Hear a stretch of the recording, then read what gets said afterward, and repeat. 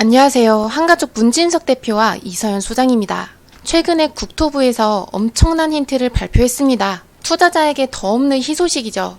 국토부가 앞으로 용산국제업무지구처럼 개발이 될 부자 동네가 될 지역을 몇 군데 알려줬기 때문에 오늘 그곳이 어딘지를 확인해 볼 겁니다. 하지만 주의하실 점이 있어요. 이번 7일 발표에서 언급된 모든 지역들이 다 그렇게 되진 않습니다. 그 중에서 투자 가치로 볼 곳은 단 3군데입니다.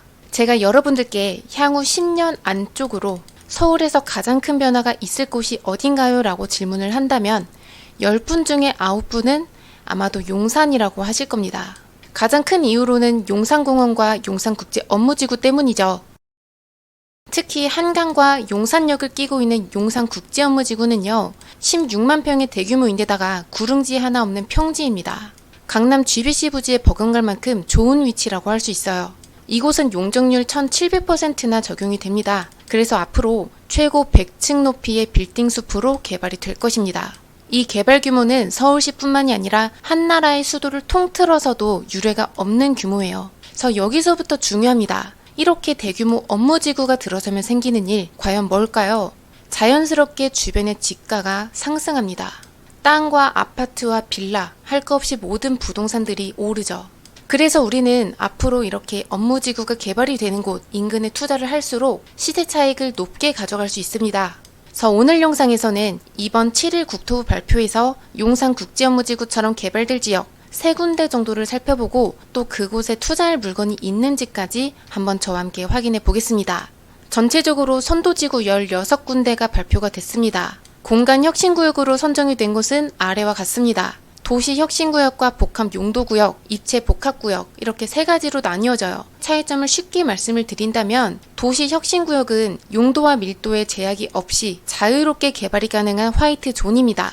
복합용도구역은 용도만 제약이 없는 거고요. 그리고 입체복합구역은 밀도 제한이 완화되는 겁니다. 이 중에서 가장 중요한 포인트는 도시혁신구역, 즉 화이트 존에 있어요.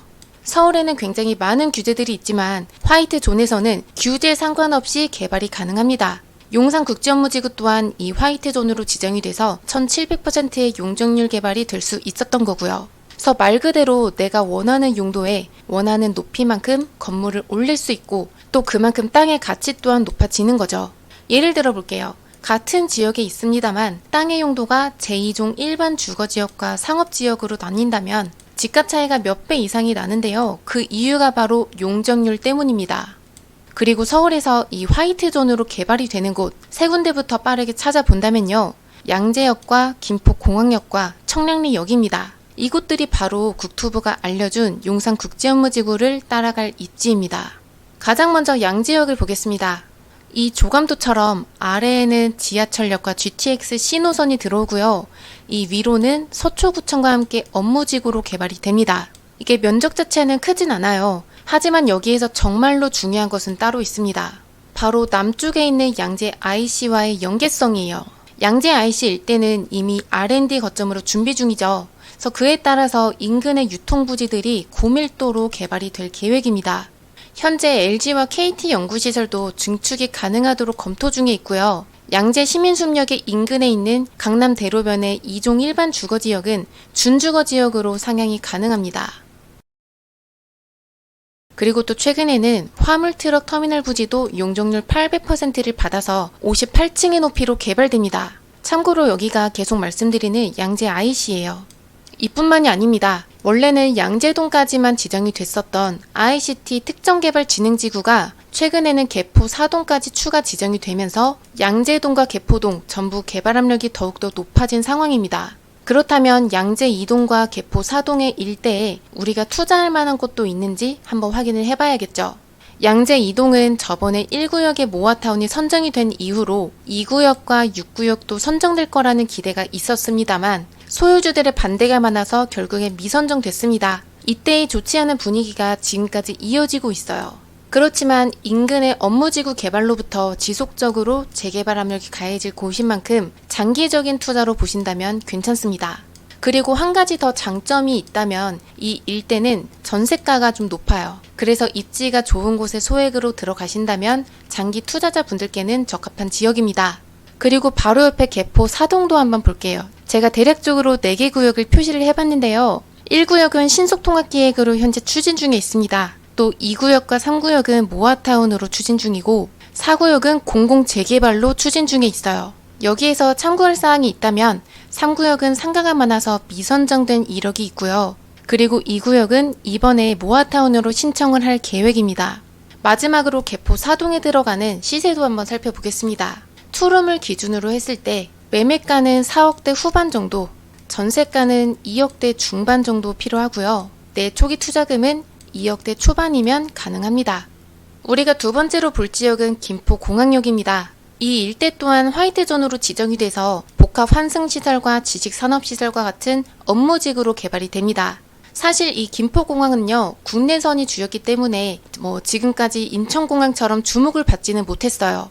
하지만 저번 선안권 대개조 발표안에서 나왔던 것처럼 앞으로 김포공항에 취한 거리를 2,000에서 3,000km까지 확대하는 방안을 검토하는 중입니다. 이 방안이 통과를 한다면 김포공항으로부터 동남아의 구석구석을 오갈 수 있게 되는 거죠. 그리고 이용객도 자연스럽게 증가할 것이기 때문에 김포공항과 서울 간의 접근성을 높여야 하는데요. 그 방법 중에 하나로 2040 서울 기본계획에서 계속 언급을 했었던 UAM 드론 택시가 있습니다. 이제부터 김포공항은 업무지구 개발과 더불어서 수많은 동남아 외국인 관광객의 허브로서 개발이 될 겁니다. 주현실점으로는요, 김포공항의 인근은 대표적인 고도 제한 구역이라는 거예요. 마곡에 있는 아파트의 층수를 봐도 이렇게 알 수 있죠. 이 일대 아파트는 대부분 16층까지밖에 올라서지 못합니다. 그래서 이 고도 제한의 높이를 기존 45m에서 80m까지 고도 제한을 완화하려고 하는 거예요. 2028년이 목표입니다. 그리고 향후에 고도 제한이 완화된다면 16층에서 25층 정도까지 건축할 수 있게 되기 때문에 이전보다 훨씬 더 사업성이 크게 개선이 될 겁니다. 그리고 이번에는 김포공항의 노후주택가의 상황은 지금 어떤지도 살펴보겠습니다. 공항 시장역의 인근으로 이미 방화 재정비 촉진지구가 추진 중에 있고요. 위아래로는 각각 모아타운으로 선정이 됐습니다. 여기 외에는 더 선정될 만한 곳은 없다고 판단됩니다. 그런데 만약 여러분들께서 이 일대에 투자하실 때 단점이 하나 있다면 사업성입니다. 고도 제한이 분명 완화가 되면 이전보다 좋아질 것입니다만 지금 건축비나 인건비 등등이 또 상승하고 있고요. 또 입지를 본다면 서울시의 외곽지에 있기 때문에 매매가가 높지 않습니다. 그래서 재개발 사업성은 다소 낮은 편이에요. 그리고 조금 전에 말씀드렸던 취향거리의 확대나 고도 제한의 완화는 아직 확정이 아니라는 점, 이 부분들까지 기억하시면 좋겠습니다. 우리가 볼 마지막 지역은 청량리입니다. 7월 1일 발표로 국토교통부가 언급한 지역 중에서 여기 있는 청량리역이 가장 대여라고 할 수 있어요. 손님분들과 상담하다 보면 이미 청량리역 근처에 초고층 건물도 들어와 있고 하니까 개발이 거의 다 끝난 거 아니냐 하시는 분들도 간혹 계십니다만 그 반대입니다. 청량리역은 이제부터 본격적인 개발을 앞두고 있어요. 올해 3월에 나온 강북 대개조 발표에서 청량리역의 차량기지 일대를 개발한다는 내용이 나왔었는데요. 이것보다 구체적인 내용이 최근에 나온 7월 1일 발표입니다. 한마디로 정부의 목적은 이 청량리역을 대규모 업무지구와 대규모 주거지로 발전시키는 겁니다. 발표안은 이렇게 훑어만 보더라도요. 광역 환승 거점 조성, 그리고 고밀 개발, 비즈니스 거점 같은 단어가 보이는데 청량리를 일자리 중점의 지역으로 만들겠다라는 것을 알 수 있죠. 그런데 청량리는 사실 지금부터가 아니라 예전부터 지속적으로 개발이 돼 왔습니다. 드론으로 직접 살펴보자면 전농답신리 뉴타운을 통해서 6,000세대의 대규모 아파트를 재개발했고요. 청량리역의 앞에 있던 대규모 홍등가를 없애버린 다음에 용적률 1000%에 달하는 65층 아파트를 건설했습니다. 참고로 L65의 36평형은 약 19억 원이라는 높은 금액에 거래가 되고 있어요. 이 금액은 마포의 아이온 뉴타운과 어깨를 나란히 하는 정도죠. 그리고 청량리역에는 GTX B와 C를 포함한 14개 노선이 이곳에 정차할 계획입니다. 그래서 미래의 서울에서 이미지가 가장 많이 바뀔 곳, 그리고 천지개벽할 지역을 꼽으라면 저는 그런 곳 중에 한 군데로 이 청량리를 말할 겁니다. 청량리역의 미래는 용산역을 보면 쉽게 예상할 수 있습니다. 이렇게 두 군데는 비슷한 점이 꽤 많이 있어요. 과거에 청량리역과 용산역 둘 다 홍등가로 유명했었던 지역이죠. 그리고 역사의 건물 또한 굉장히 낙후됐었습니다. 이 사진의 건물이 바로 용산역이에요. 25년 전에 용산역이 이렇게 작고 볼품이 없었는데요. 지금은 비교도 안 될 만큼 멋지게 변화했습니다. 이게 용산역이에요. 그리고 용산역의 앞쪽으로는 이렇게 초고층의 빌딩들이 질비하게 들어섰습니다. 그리고 청량리역 역시 과거에는 이런 모습이었는데요. 지금은 초고층 건물들이 나란히 하면서 드넓은 철로까지 갖추고 있습니다. 그런데 용산과 청량리역의 비슷한 점은 이뿐만이 아닙니다. 용산은 국제업무지구와 용산전자상가 등의 개발이 있고 청량리는 차량기지 일대의 업무지구 개발을 앞두고 있죠. 더불어서 수많은 노후주택가를 두 군데 지역 모두 다 가지고 있어요. 용산역부터 본다면 이 주변의 대부분이 다 재개발에 선정이 되어 있는 상태입니다. 이 지역들은 예전에 선정이 되면서 동시에 매매가 상승폭이 상당히 컸습니다. 그래서 아직 선정이 되지 않은 예정지인과 동시에 투자 가치가 높은 곳을 용산에서 살펴보자면 용문동과 효창동과 청파동 일대가 좋습니다. 이번에는 청량리역의 노후주택가는 어떤지 한번 살펴보겠습니다. 이미 청량리역의 주변도 재개발 선정이 많이 이렇게 돼 있죠. 그래서 아직 가격이 오르지 않은 투자 가치 높은 곳을 여기도 확인을 해볼 건데요. 바로 용두역의 일대와 청량리역의 바로 앞에 있는 전농동의 일대입니다.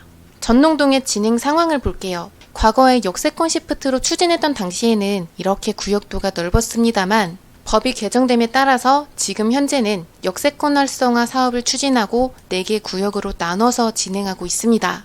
참고로 역세권 활성화란 무엇이냐면요. 역반경 350m 이내에서 가능한데 최대 용적률 500%까지 받을 수 있기 때문에 사업성이 무척 좋습니다. 다만 여기에서도 주의하실 점이 있다면요. 추가로 더 받을 용적률의 절반만큼 임대주택으로 배정됩니다. 그렇다면 역세권 활성화에 적용이 되는 곳 전농 14-2구역을 보겠습니다. 이곳의 현재 조합원 수는 약 220명이고요. 용적률 500%에 적용이 돼서 45층의 규모의 건립세대 수는 약 550세대입니다. 이 중에 임대주택이 100세대가 들어가서 분양 물량은 약 450세대가 되는데요. 이 정도 수준이면 사업성이 무척이나 좋은 편입니다. 마지막으로 이곳에 들어가는 내 투자금까지 살펴보겠습니다. 투룸을 기준으로 했을 때 매매가는 5억대 초반 정도 하고요. 전세가는 2억대 중반 정도. 그래서 내 필요한 초기 투자금은 2억대 초반으로 가능합니다. 오늘은 용산처럼 개발이 될 세 군데 지역을 알아봤습니다. 저희가 재개발 투자자분들께 당부드리고 싶은 말씀으로는요. 재개발은 시간이 오래 걸리는 투자입니다. 그래서 이미 좋은 곳이 더 좋아질 곳보다는 이미 당장은 좋진 않지만 앞으로 계속해서 좋아질 곳에 투자하는 방법이 훨씬 돈을 빠르게 벌 수 있어요. 더 궁금한 내용이 있으시다면 전화주세요. 저는 문진석 대표와 이서연 소장이었습니다. 감사합니다.